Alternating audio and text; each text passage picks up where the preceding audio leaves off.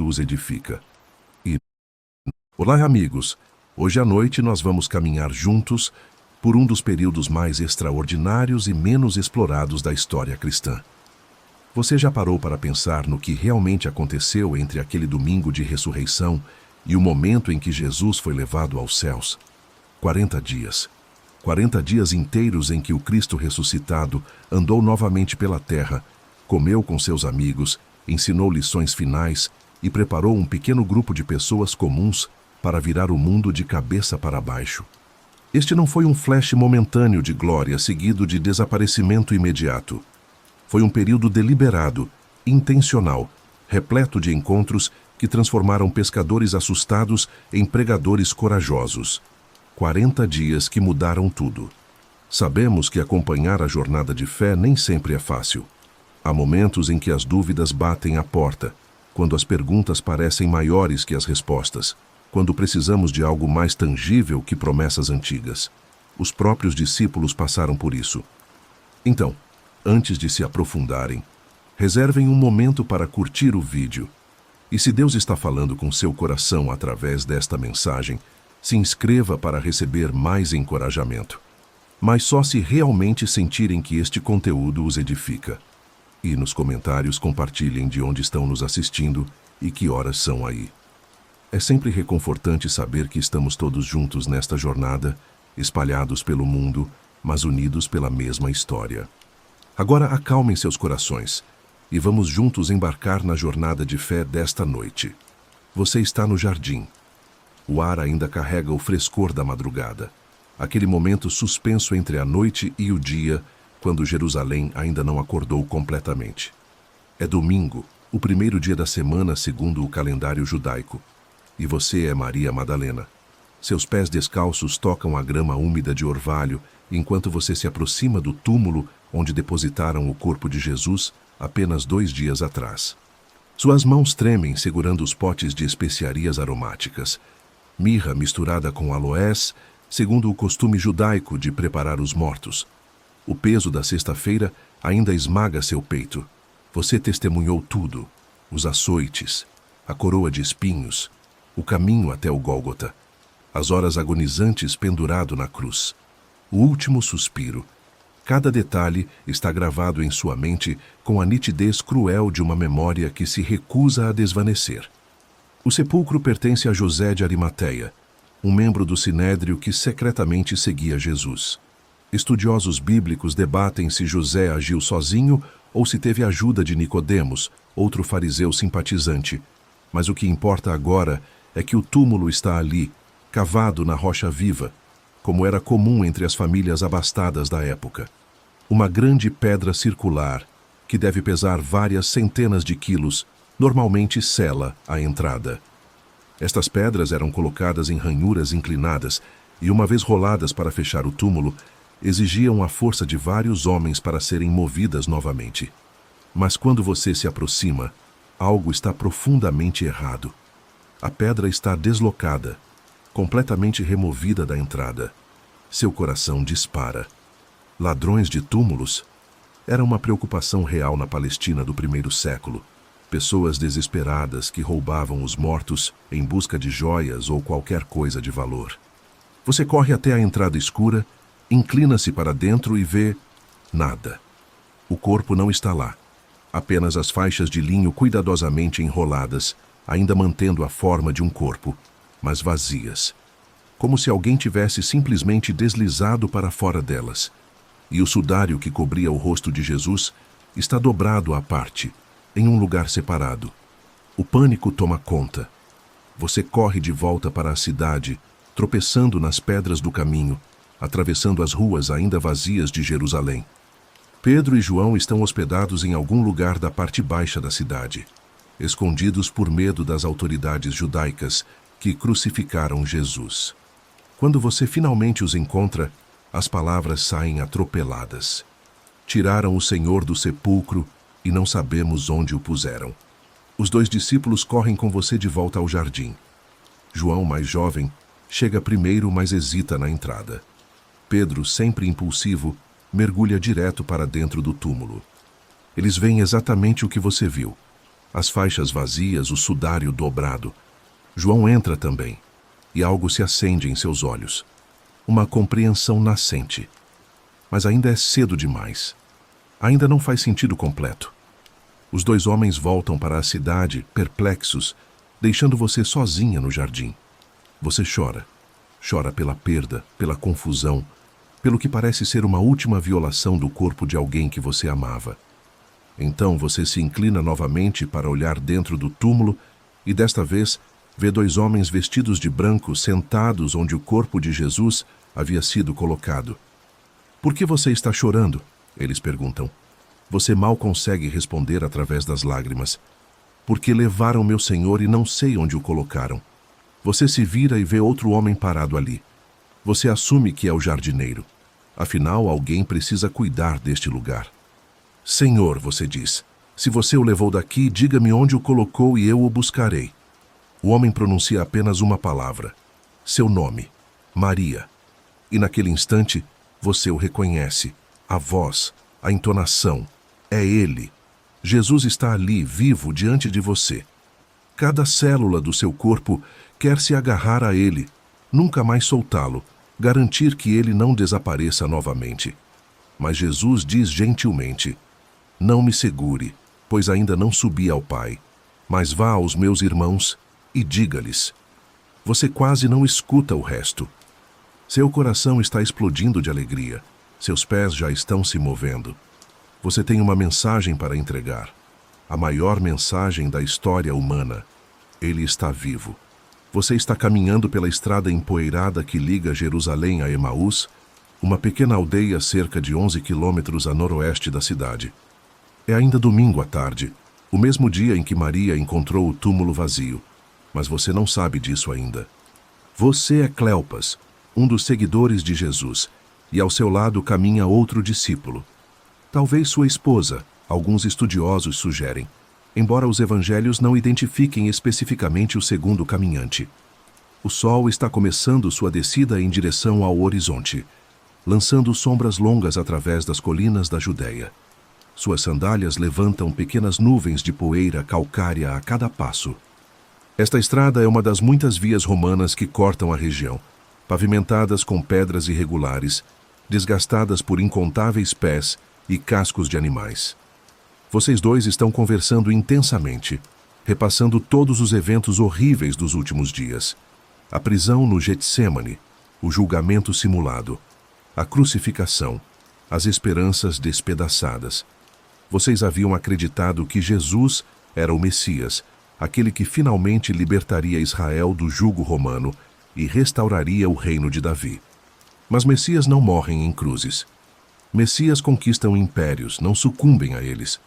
Teólogos interpretam essa passagem como uma janela para o desapontamento genuíno dos primeiros seguidores de Jesus. Eles esperavam um libertador político-militar, não um salvador sacrificial. Toda a estrutura de compreensão que vocês construíram nos últimos 3 anos desmoronou em questão de horas. Um estranho se aproxima de vocês pela estrada e começa a caminhar ao lado. "Sobre o que vocês estão conversando com tanta seriedade?" ele pergunta. Você para de andar e olha para ele surpreso. "Você é o único visitante em Jerusalém que não sabe das coisas que aconteceram lá nestes dias?" O homem parece genuinamente curioso. "Que coisas?" E então você conta tudo a ele. Sobre Jesus de Nazaré, o profeta poderoso em obras e palavras diante de Deus e de todo o povo. Como os principais sacerdotes e governantes o entregaram para ser condenado à morte e o crucificaram. Como vocês esperavam que ele fosse o Redentor de Israel. E agora, para complicar tudo, algumas mulheres do grupo foram ao túmulo ao amanhecer e voltaram dizendo que viram anjos que declararam que Jesus está vivo. Alguns discípulos foram verificar e confirmaram que o túmulo está vazio. Mas ninguém viu Jesus. O estranho balança a cabeça e há algo quase divertido em sua expressão. "Como vocês são tolos e lentos de coração para crer em tudo o que os profetas falaram. Não era necessário que o Cristo sofresse essas coisas para então entrar em sua glória?" E ali, naquela estrada poeirenta sob o sol da tarde, ele começa a ensinar. Começando com Moisés e percorrendo todos os profetas, ele explica tudo nas Escrituras que se refere a Jesus. Você escuta, fascinado. De repente, passagens que você conhece desde a infância ganham um significado totalmente novo. O Cordeiro Pascal que foi sacrificado no Egito, para que o anjo da morte passasse por cima das casas marcadas com sangue. Isaías 53. Falando do servo sofredor que foi ferido por nossas transgressões. O Salmo 22, descrevendo alguém com mãos e pés perfurados. Zacarias falando de olharem para aquele que traspassaram. O costume judaico do primeiro século incluía extensos estudos das Escrituras, e qualquer homem educado saberia grandes porções da Torá de memória. Mas a maneira como este estranho conecta as passagens é diferente de qualquer rabino que você já ouviu. Há uma autoridade em suas palavras, uma compreensão profunda que vai além de mera erudição. Ele fala como alguém que conhece intimamente o autor das Escrituras. Os 11 quilômetros passam rapidamente. Vocês estão tão absorvidos na conversa que mal percebem quando chegam a Emaús. O sol está se pondo agora, pintando o céu com tons de laranja e púrpura. O estranho age como se fosse continuar adiante, mas vocês não podem deixá-lo ir. Fique conosco, vocês insistem, pois já é quase noite e o dia já se acabou. A hospitalidade era um valor sagrado no mundo antigo. Deixar um viajante continuar sozinho após o anoitecer seria considerado profundamente indelicado. Ele concorda e entra na casa com vocês. A mesa é simples: pão, talvez alguns peixes salgados, azeitonas, um pouco de vinho diluído com água como era costume. Vocês se sentam para comer e então acontece algo estranho. O convidado assume o papel do anfitrião. Ele pega o pão, dá graças a Deus, parte o pão e começa a distribuí-lo a vocês.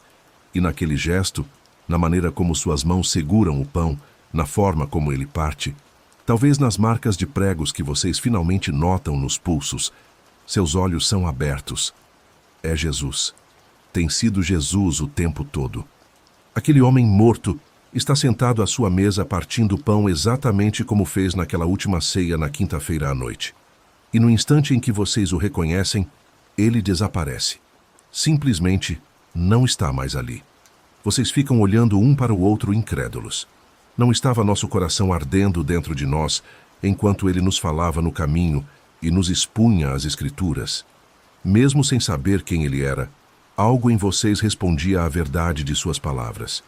Apesar da escuridão que agora cobre a terra, vocês não conseguem ficar parados. Tem que voltar a Jerusalém.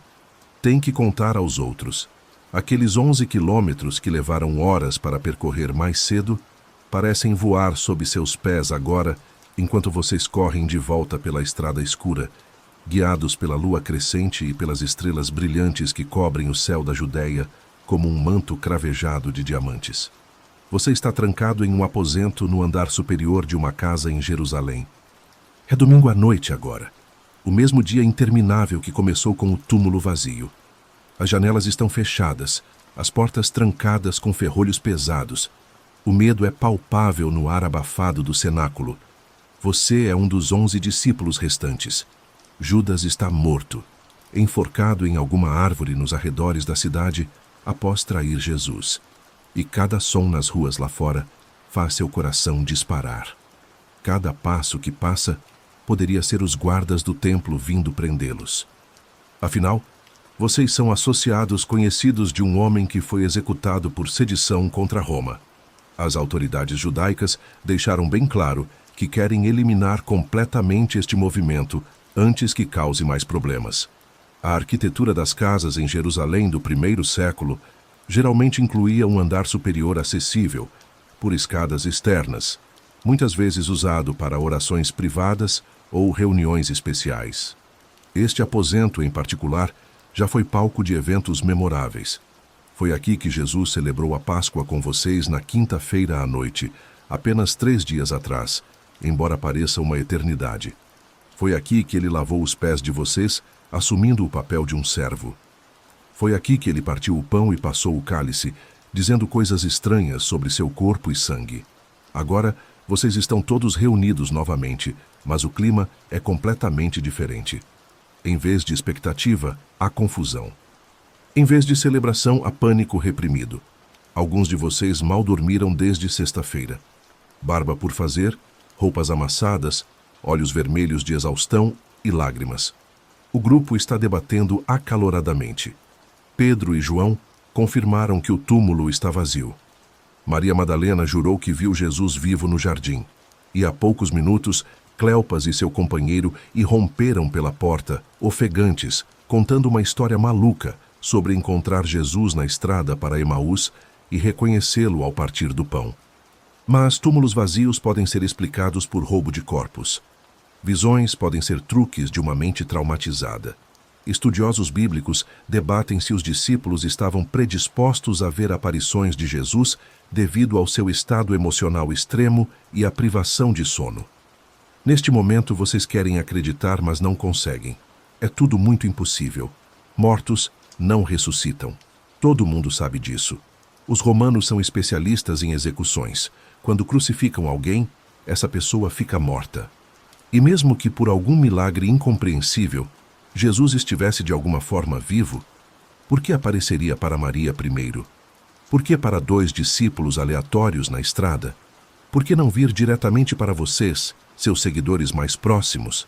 Então, sem qualquer aviso, sem o som de portas se abrindo ou passos se aproximando, ele está ali, no meio da sala.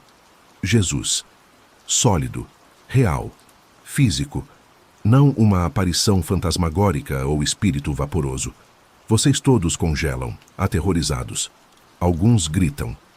Outros recuam contra as paredes. Seu primeiro pensamento irracional é que estão vendo um fantasma, um pneuma, segundo a crença judaica da época, uma alma desencarnada que por algum motivo não descansou adequadamente. A cultura greco-romana do primeiro século estava repleta de histórias de aparições espectrais, e o medo de fantasmas era genuíno e difundido. Paz seja com vocês. Jesus diz calmamente, como se aparecer do nada em uma sala trancada fosse a coisa mais natural do mundo. Mas vocês ainda estão aterrorizados, pressionados contra as paredes, alguns tremendo visivelmente. Jesus parece compreender. Por que vocês estão assustados? Ele pergunta gentilmente. Por que essas dúvidas surgem em seus corações? Olhem minhas mãos e meus pés. Sou eu mesmo. Toquem-me e vejam. Um fantasma não tem carne e ossos como vocês veem que eu tenho. Ele estende as mãos, mostrando as perfurações dos pregos.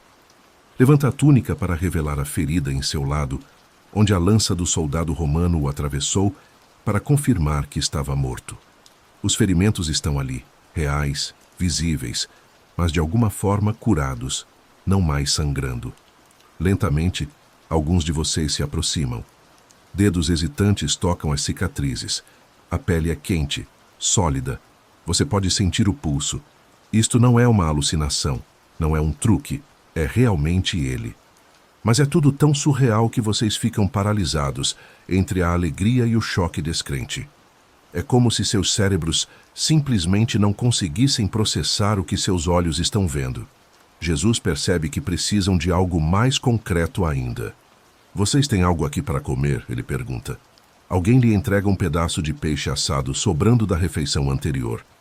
Teólogos interpretam essa passagem como uma demonstração deliberada de que Jesus possuía um corpo físico ressurreto, não meramente uma existência espiritual. Fantasmas não comem.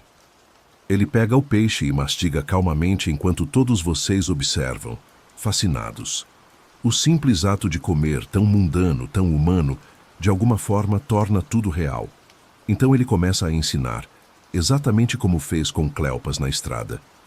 Abre as escrituras para vocês, mostrando como tudo o que aconteceu tinha que acontecer. As profecias em Moisés, nos profetas, nos salmos, todas apontando para este momento.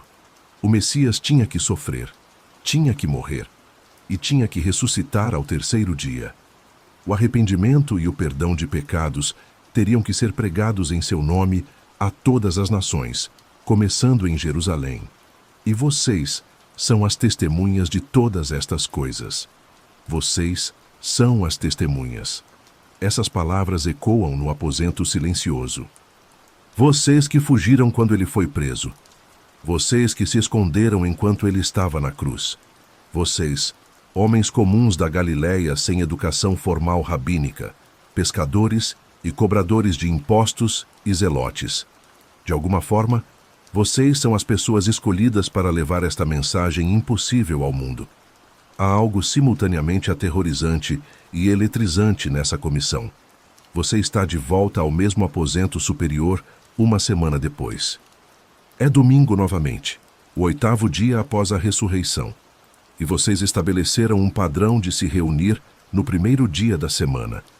Um afastamento deliberado do Shabat judaico que sinaliza algo novo começando. As portas ainda estão trancadas, mas o medo diminuiu consideravelmente. Jesus apareceu várias vezes durante a última semana, sempre inesperadamente, sempre trazendo aquela mesma paz estranha que desafia todas as circunstâncias externas. Mas há um problema. Tomé não estava presente naquela primeira noite. Ele estava em algum lugar da cidade, lidando com sua dor à sua própria maneira, e perdeu tudo. Você é Tomé, também chamado Dídimo, que significa gêmeo em aramaico. Você tem uma reputação no grupo de ser o cético, o que faz perguntas difíceis, o que não aceita respostas fáceis. Quando os outros contaram que viram Jesus vivo, você simplesmente não conseguiu acreditar. Não que você pensasse que estavam mentindo deliberadamente. Você conhece essas pessoas há anos, compartilhou incontáveis refeições e caminhadas e noites dormindo sob as estrelas com elas. Mas o trauma do que testemunharam na crucificação poderia facilmente produzir alucinações coletivas. O desejo de vê-lo novamente poderia criar visões poderosas. Então você disse a eles, com a honestidade brutal que caracteriza sua personalidade: se eu não vir as marcas dos pregos em suas mãos, não colocar meu dedo onde estavam os pregos e não puser minha mão em seu lado, não acreditarei. Você precisa de evidências físicas, tangíveis, impossíveis de falsificar. Alguns dos outros discípulos ficaram ofendidos por sua incredulidade. Pedro especialmente parece irritado. Como você pode duvidar do testemunho de todos eles? Mas você se mantém firme. Você não vai fingir uma fé que não sente. Estudiosos bíblicos debatem se a dúvida de Tomé representa uma falha espiritual ou, na verdade, uma abordagem mais honesta que insiste em evidências reais antes de aceitar afirmações extraordinárias. Agora, uma semana depois, vocês estão reunidos novamente.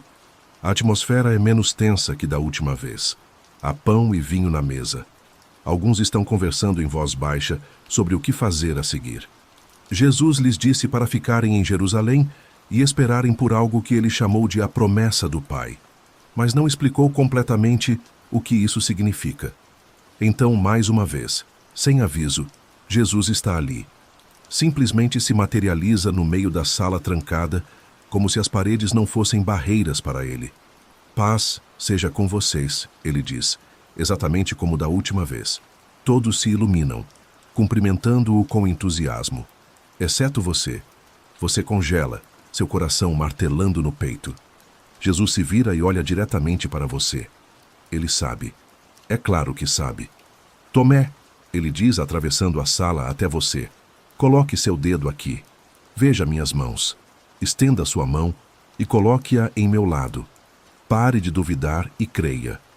Cada palavra que você disse na semana passada está sendo ecoada de volta. Ele ouviu tudo, mesmo não estando fisicamente presente. Ele sabe exatamente que tipo de prova você exigiu. E agora está oferecendo exatamente isso.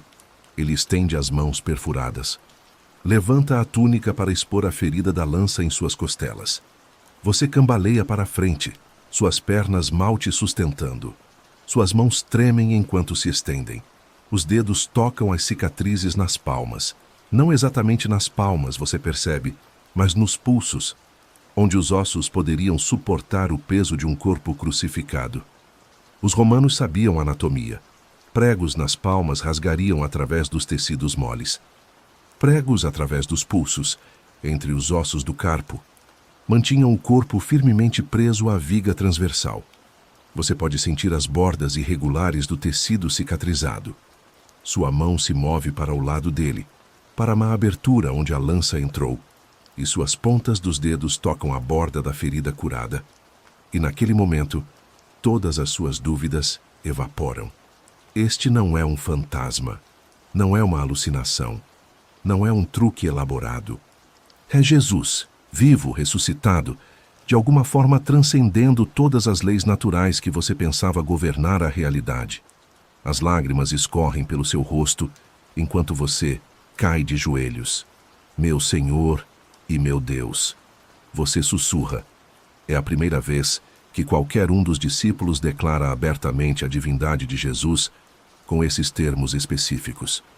Para um judeu monoteísta, chamar alguém de Deus é a declaração mais radical possível. Você está identificando este homem de Nazaré com Yahvé, o Deus de Abraão, Isaque e Jacó. Jesus coloca a mão em sua cabeça. Porque você me viu, você acreditou, ele diz gentilmente. Abençoados são aqueles que não viram e ainda assim acreditaram. Há algo nessa declaração, uma bênção pronunciada sobre incontáveis gerações futuras que nunca tocarão as feridas dele, nunca verão o túmulo vazio, nunca encontrarão o Cristo ressurreto andando pelas estradas da Palestina, mas que ainda assim confiarão no testemunho daqueles que viram. Você percebe que sua própria experiência está prestes a se tornar parte desse testemunho. Você que duvidou será capaz de dizer: eu estava lá, eu toquei, ele está vivo. A cultura do primeiro século valorizava tremendamente o testemunho ocular. Casos legais dependiam de múltiplas testemunhas confiáveis. O fato de Jesus aparecer repetidamente para vários discípulos em diferentes ocasiões estava construindo uma base sólida de testemunho que seria crucial quando começassem a pregar publicamente. E o fato de incluir um cético confesso como você nessa lista de testemunhas só fortaleceria o caso. Você não era um fanático crédulo vendo o que queria ver. Você exigiu provas e as recebeu. Mais tarde naquela noite, depois que Jesus partiu novamente, você se senta no canto do aposento, ainda processando tudo. Suas mãos ainda formigam onde tocaram as feridas.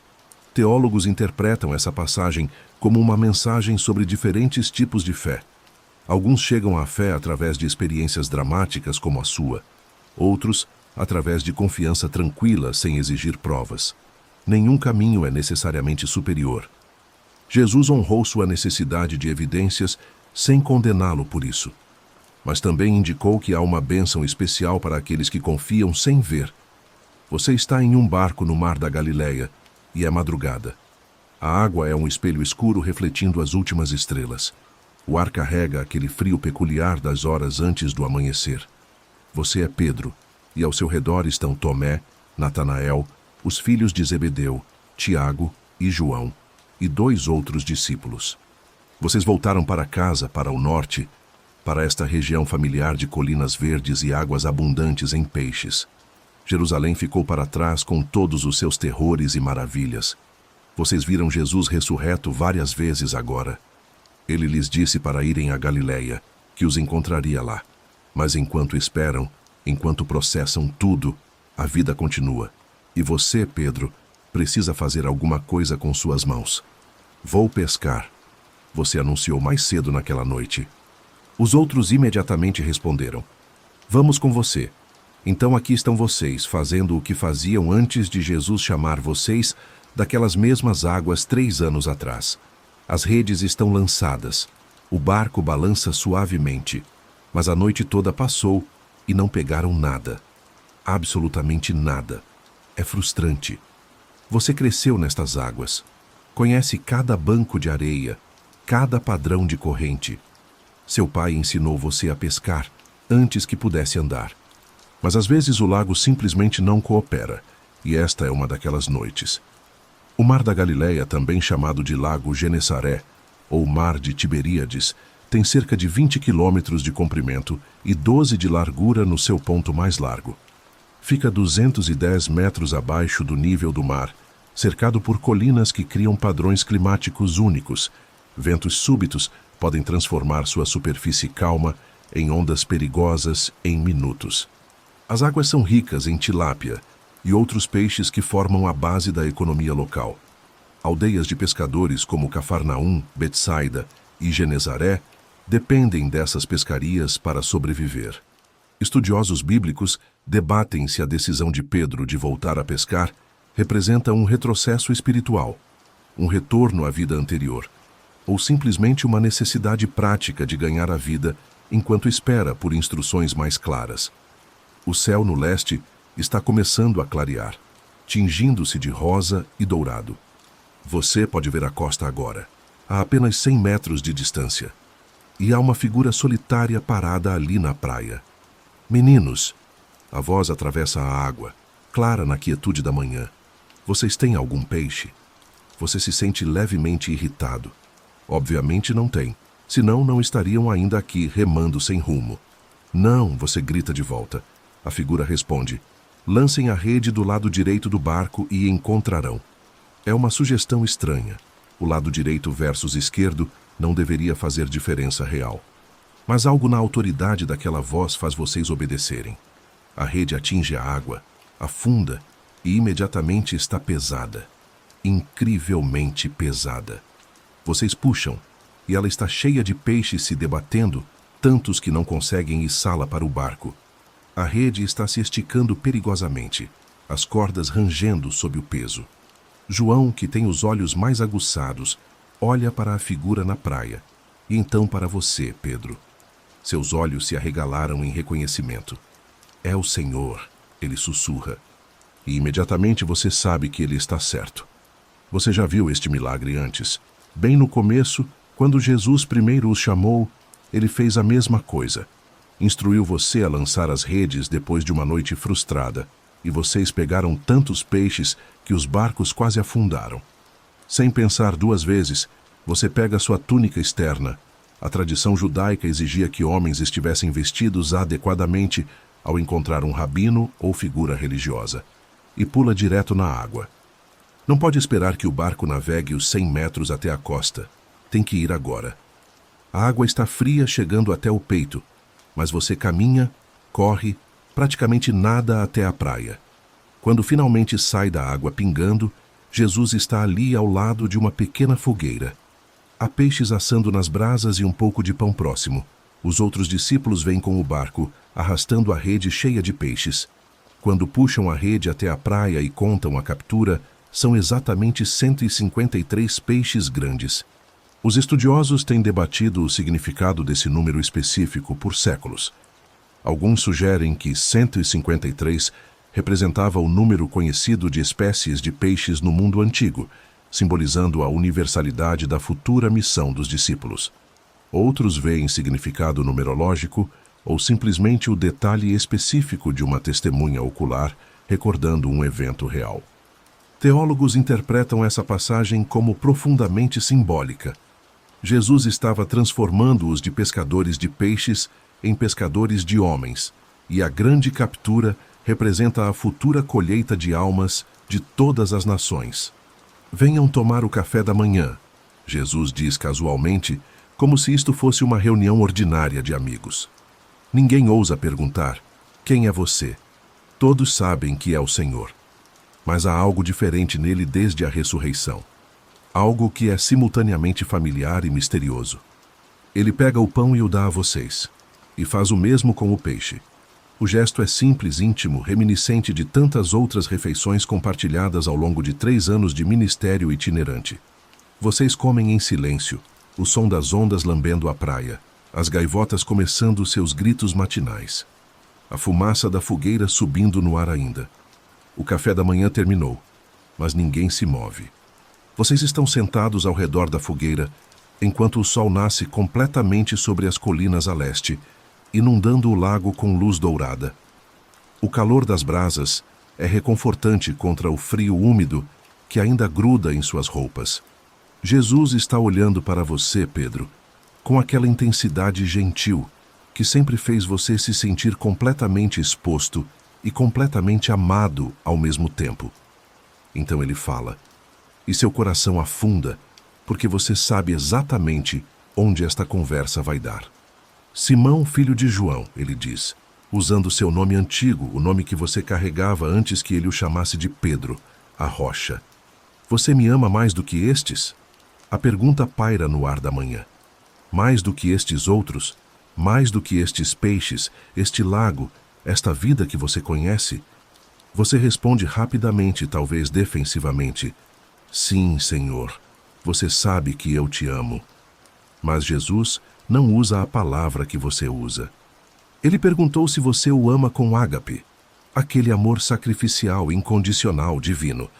Você responde que o ama com filia, afeto de amigo, carinho humano. A língua grega faz distinções que o português obscurece, mas a diferença está ali, sutil, mas significativa.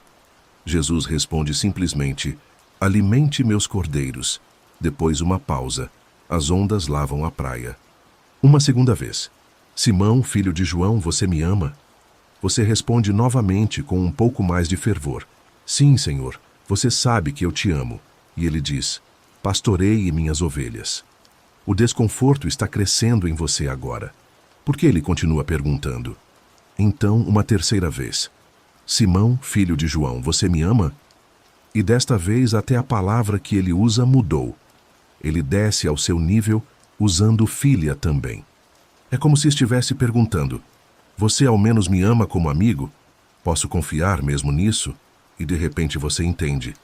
3 perguntas, 3 negações. Na noite em que Jesus foi preso, você jurou que nunca o abandonaria, que iria até a morte com ele. Mas então, no pátio do sumo sacerdote, enquanto Jesus estava sendo interrogado dentro, você negou conhecê-lo. 3 vezes.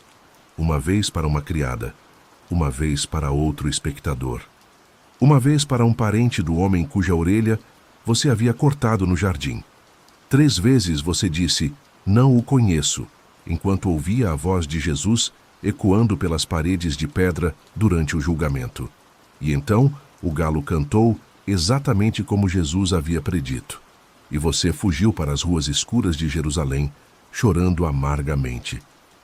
Agora, ao lado desta fogueira, e não pode deixar de notar que é uma fogueira, exatamente como aquela ao redor da qual você se aqueceu enquanto negava Jesus, ele está lhe dando 3 chances de afirmar o que você 3 vezes negou. 3 perguntas para desfazer 3 negações. 3 comissões para reconstruir 3 falhas. A dor na sua voz é evidente quando você responde pela 3ª vez: Senhor, você sabe todas as coisas. Você sabe que eu te amo. E Jesus diz pela 3ª vez: alimente minhas ovelhas.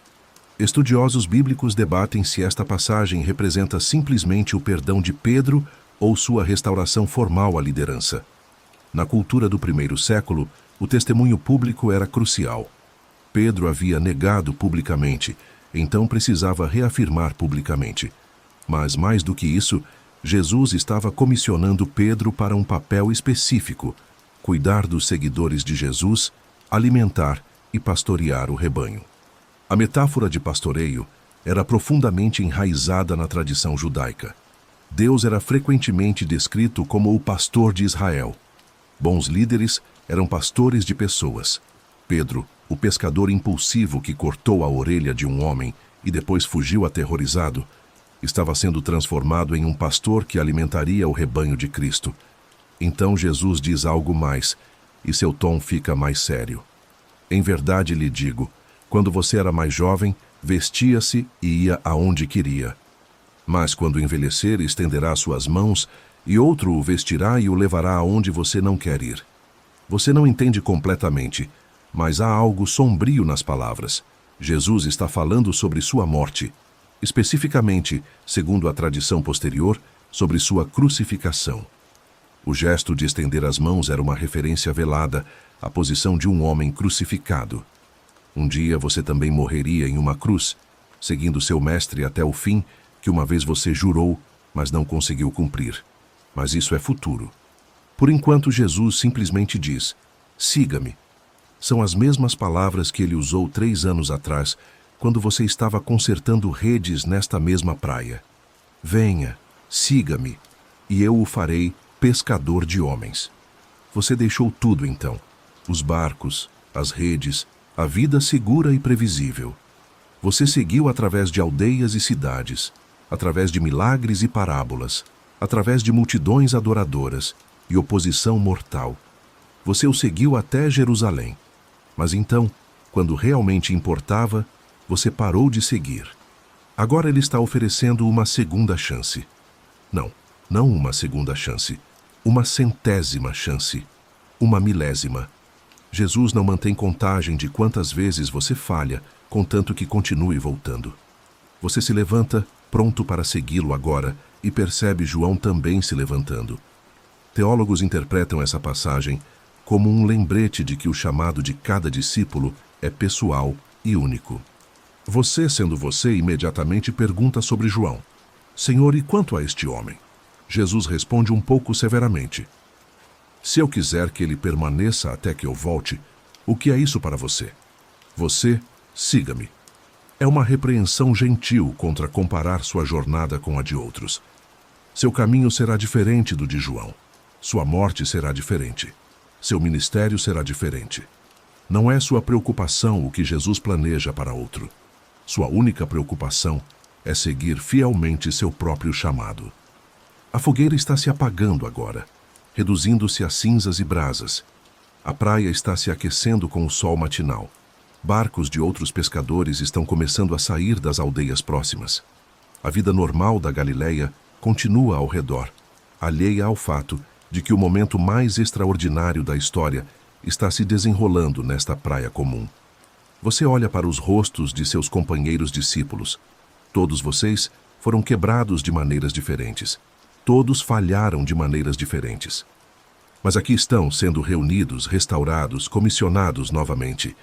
Alimente minhas ovelhas, pastoreie meu rebanho, siga-me. Você está nas colinas acima de Cafarnaum, e Jesus aparece novamente. Está ficando quase rotineiro agora, estas aparições súbitas. Às vezes ele caminha com vocês pelas estradas. Outras vezes simplesmente está ali quando viram uma esquina. Hoje vocês estão em um monte específico que ele designou. E não são apenas os 11, há centenas de pessoas reunidas. A palavra se espalhou pela Galileia. Jesus de Nazaré, que foi crucificado em Jerusalém durante a Páscoa, está vivo. Está aparecendo aos seus seguidores. Está ensinando novamente. A paisagem da Galileia é dramaticamente diferente da Judéia árida ao redor de Jerusalém. Aqui há verde. Colinas ondulantes cobertas de grama na primavera, salpicadas de flores silvestres, anêmonas vermelhas, margaridas amarelas, lilazes roxos. Oliveiras antigas retorcem seus troncos prateados em terraços cuidadosamente mantidos. Figueiras oferecem sombra.